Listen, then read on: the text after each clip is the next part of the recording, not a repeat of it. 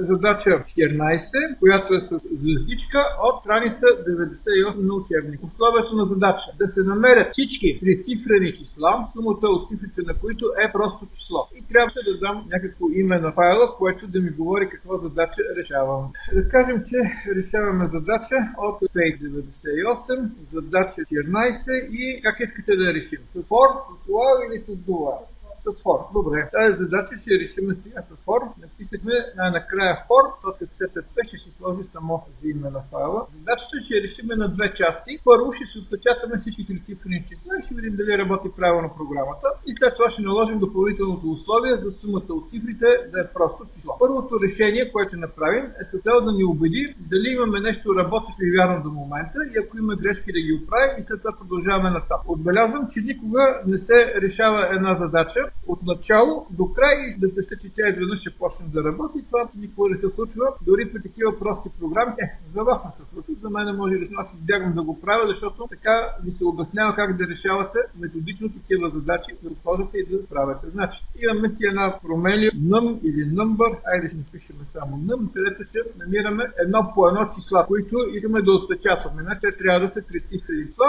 За сега няма да изяваме сумата, а само ще отпечатаме всички трицифрени числа. Казваме, че работим с оператор for, отваряш такова, каква стойност да дадем начално на num? От към 999 или обратно? Как не е казано, можем както искаме така да ги отпечатаме. Добре, почваме от то, напишем, че num има начало на то и за това за сега завършваме инициализиращата част на нашия оператор for, слагаме точка и запетая и какво ще е условие? За да е трицифрено, num трябва да е по-малко или равно от 999, отпечатваме само трицифрени числа и след като са почнали от 100, следващото трицифрено число как ще го получим? Като прибавим единица, като увеличаваме стойността единица, ще получаваме последователните трицифрени цели числа. До тук си написахме оператора for, скрита му част, инициализираща част, num равно на 100, логическо условие num да е по-малко или равно на 99 и модификатор да увеличаваме всеки път единица num, т.е. 100, 101, 102, ще става num 103, 900, 997, 908 и ще изпълни последно цикъла за колко? Да. Ами разликата е, когато се пресмята аритметичния израз, дали първо ще се извърши операция увеличаване с единица и тогава другите аритметични операции от този израз или ще се извърши най-накрая. Когато са отзад, се извършва най-накрая. Ние тук може да имаме други аритметични операции, като например това нещо да го разделим на две, първо се извърши делението, след това се извърши плюсовете. И така нататък. Когато се пресмята аритметичния израз, има значение в приоритета на операции. Погледнете си го, това в материал от 9 клас го има и е точно на една страница в учебника ви, хубаво е да го знаете. Да. Когато пишем две равни. Две равни пишем, когато правим сравнение за равенство. Num equals нещо си, пишем две равни. Когато пишем num едно равно, това означава, че на num присвояваме някаква нова стойност. Значи вляво пишем там, къде ще присвоим стойността, т.е. num равно и вдясно пишем аритметичен израз. Примерно num равно на 3 плюс 5. Чаква се, че num ще има стойност 8. Или num равно на 3 плюс променливата a. Тогава пишем едно равно. Това разликата между едно равно и две равно е много важна. С едно равно имаме оператор за присвояване, изчислява се аритметичен израз, той се присвоява на променливата, която е вляво, докато с две равни имаме операция за сравнение. Това е сравнението за равно. Сега да напишем нашето тяло на цикъла за оператора for. Написах празно тяло на цикъла, т.е. вътре няма нищо. От нас за сега искахме да печатаме трицифрените числа и почваме да ги печатаме с цял num и минаваме на нов ред. Командата endline, само това е командата pause, която изчаква да напишем някакъв провид, за да продължи изпълнение. 11 ред, който ви е написан. Това, което сме направили до момента, се очаква, че ще отпечата числата от 100 до 999. Гледайте сега. Тук получихме числата отпечатани. Всичките числа ли са там? Свършва на 999. Трябваше да ги получим от 100 до 999, но не ги получихме си. Къде останаха други? Къде е според вас проблема? Има ли проблем или не? Да, има, защото не излиза това. Защо не излиза? Проблема е следния. Когато печатаме числата, те се отпечатват на екрана. Екрана е устройство, което си има, както всички устройства, кажем входно-изходен буфер. Символите, които влизат и излизат от устройството, от екрана не могат да влизат символи, но излизат и те се запомнят за буфера. Буфера си има определена дължина, т.е. определен брой символи, които помнят и които могат да се видят. Когато ние печатаме прекалено много на екрана, това естествено губи старите печати, защото той не може да ги съхрани. Буфера е участва под паметта с определена дължина като брой символи, които се съединяваме и за това не се губят част от това. Какво се прави в този случай? Трябва ли да правим нещо или да не се задълбочаваме? Да си намерим ли числата всички? Можем. Хоп, при мен е в директорията, при вас е в My Document, при мен е в документ, защото съм на седмица. Това е файла.exe, който трябва да стартираме. Хайде да напишем .exe, защото когато сме направили компилация, нашия файл, който е ZPT с разширение ZPT, обикновен текст файл, е направил изпълним код file.exe. Пускаме го и виждате, че той работи и отпечатва това. Пак няма да ги отпечатва всички. Виждате, почва от 701 и все едно сме го пуснали от идеята да работи. За да видим какво става, ето аз се връщам нагоре горна стрелка. Когато извикам този файл, написам следното нещо. Два пъти знака за по-голямо, пише си, например, име на файла num, числа, num, text и го пускам отново да работи exe. В момента на екрана не пише нищо. Защо не пише нищо? Защото с тази команда, два пъти по-голямо, съм пренасочил стандартния изход, който отива на екрана, да отива файла num.text. Обаче програмата не спира, просто защото чака да натисне някакъв клавиш. Натиснах ето интервал, излязох нова програма, къде се очаква, че сме си намерили изхода. Пишеме num.text и казва се, че тук в този файл, който току-що сме създали, числата почват от 100, свършват на 999, даже има съобщението press any key to continue. Което се е отпечатало на стандартен изход на екрана, е прихванато и е отпечатано в файла num, където виждаме, че нищо не сме загубени и се успокояваме, че програмата ни работи вярно. Как е станало това пренасочване? Ми със знак два пъти по-голямо сме пренасочили стандартния изход. Стандартния изход го пренасочваме със знака два пъти по-голямо. Ако искаме стандартния ход да идва от някъде другаде от клавиатурата, с два пъти по-малко може да си въвеждаме данните от клавиатурата. Програмата ги търси едно с клавиатурата, но те са препинала едния файл и ги отпечатва примерно на екрана или къде сте пренасочили екрана. Значи програмите могат да се стартират не само от нашите идеи, Interactive Development Environment, може да се стартират и командния ред, както ви показах, и при това стартиране можем да пренасочваме стандартния вход и изход и да видим как работи програмата. Ако имаме някакви съмнения, до тук програмата се убедихме, че работи правилно, отпечата всички трицифрени числа, които са между 100 и между 99.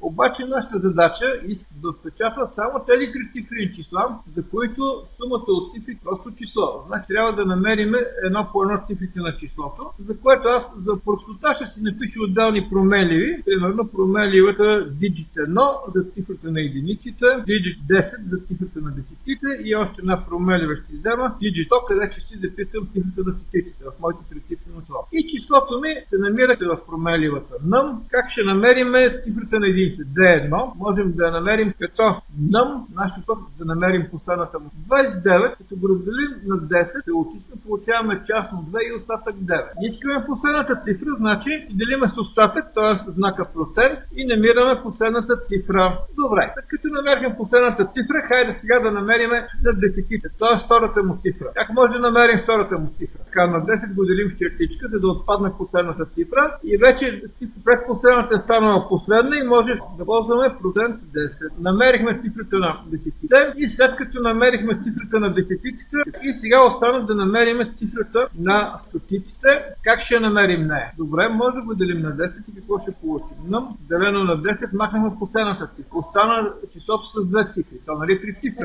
Пак делено на 10. Като делим два пъти на 10, ще делим на 100. Намерихме цифрата на стотиците и сега трябва да намерим сумата. Ще си декларираме тук още една променлива, за да ни е още по-ясно. Съм digit променлива и след като сме намерили трите цифри, съм digit на колко ще ни е равно. Digit 1 ще го съберем с digit 100. Значи събрахме трите цифри и намерихме сумата. Искаме тези числа, за които сумата от цифрите на числата, напомням, трябваше да е просто число. И за да намерим и да отпечатаме само тия числа, чиято сума е просто число, как проверяваме условия? Кой е оператор? Оператора и. Добре, значи проверяваме дали сумата от цифрите е просто число. Едно просто число е 3. Пишеме 3 е равно ли е на сум.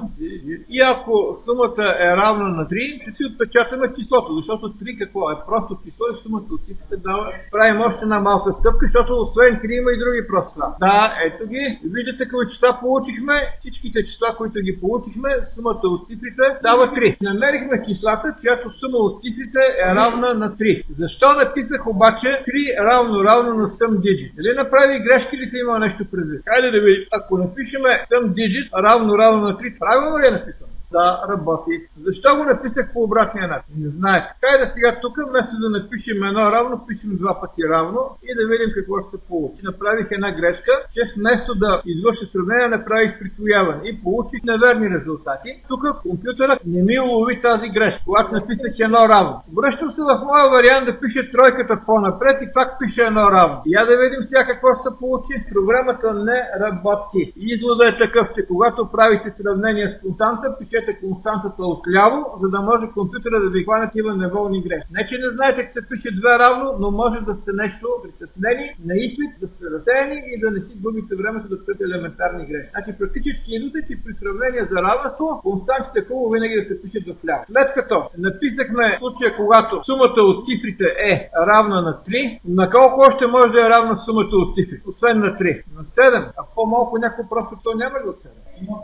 5 да е равно на sum digit, а това тук, което написах, какво беше с тия две черти? Двете вертикални черти, които написах маркирани на карта, какво означава? Да, означават или. Значи, или sum digit е равно на 3, или sum digit е равно на 5. След това пак пишеме или и проверяваме следващото условие, че sum digit може да е равно 7, друго просто число, освен 7, 11. Добре, в друг случай на просто 13, добре, и друго просто то да се сети. 23, не е ли малко голямо, нещо по-малко? Ами, 17, добре. Друга проверка, 19, да. Задачата е по-сложна, защото трябва да напишете едно сравнително дълго логическо условие. Друго просто число, 23, добре. 23 равно ли е на sum digit. Друго просто число, 28 не е просто и 27 също не е просто. 27 се дели на 9. 31, а 31 трябва ли да го проверява?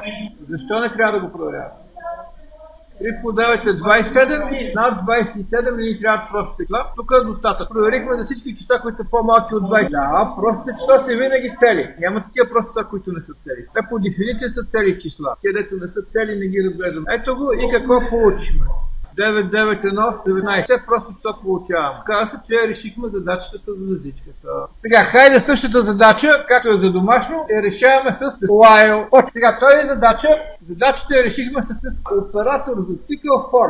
Ctrl-A, Ctrl-C и минаваме какво в нов екран. Ctrl-V Paste. И сега ще го севнем, за да можем да я решаваме с оператора за цикъл while. Направим минимални промени, да видите как лесно от for може да се мине към while. Вместо for, очевидно трябва да напишем ключовата дума while. Освен това, в while няма инициализираща част, значи че изкрием, щом няма такова нещо. И къде ще сложим инициализиращата част? На 6 ред. След това в while логическо условие трябва да си имаме. Ето виждате, имаме логическо условие, запазваме го, обаче изтриваме това, което не ни трябва модификатора. Ето тук нам плюс, за да може да води вярно логиката да работи, трябва да си сложим модификатора. Общо взето най-накрая в цикъла, защото той се изпълнява, модификаторът се изпълнява след тялото на цикъла. И така беше дефиниция, на който говорихме за оператор for. Пишеме на 23 ред, точно в края на тялото на цикъла си добавяме модификатора. Това е оператора, който увеличаваме нъм с единица. Като почнем от числото до, което е на 6 ред дадено за начална стойност, постепенно го увеличаваме с единица,